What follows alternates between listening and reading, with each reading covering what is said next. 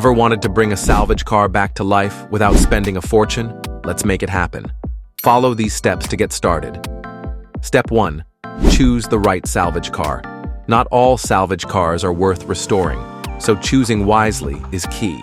Step 2. Plan your budget and gather tools. Before starting your DIY restoration, create a budget plan to save some money. Step 3. Start with the basics, mechanical repairs. Once you have the salvage car, begin with the mechanical repairs before cosmetic work. Step 4.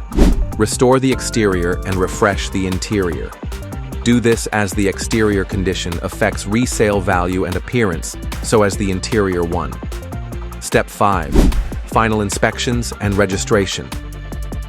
Once the car is fully restored, it must pass inspection before getting back on the road.